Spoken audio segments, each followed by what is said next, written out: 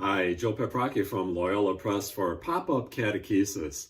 I really love this back scratcher. Sometimes I get an itch that I just can't reach, and so I have to rely on my handy back scratcher to reach it. Of course, if it's a mosquito bite, it's best not to scratch that. It only increases the itching and you risk breaking the skin. Well, in our everyday lives, we sometimes get an itch, a restlessness, and we seek to find ways to scratch that itch. And some of those ways are not always the healthiest thing to do. We seek to fill the empty space within, often by some kind of excess. We call these moments temptations, and no human being is immune from the lure of temptations, not even Jesus.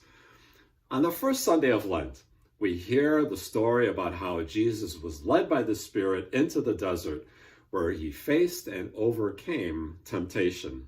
Temptations are very real in the life of your children as well. As we prepare to enter into the first week of Lent, we can use this as an opportunity to talk about everyday temptations and how we can deal with them. First, talk to your children about the kinds of temptations that surround them. Be sure to point out that temptations often invite us to something that seems good, but that we end up indulging in to excess.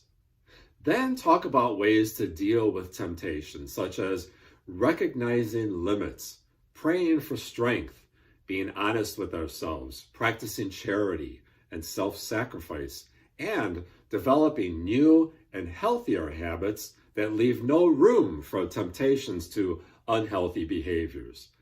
Remember, we're not always tempted to do bad things. We are often tempted to do things that simply detract our attention from God's grace.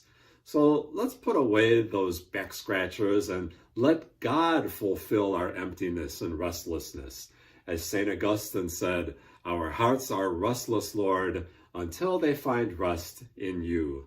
For Pop-Up Catechesis, this is Joe Peprocki. Until next time, God bless.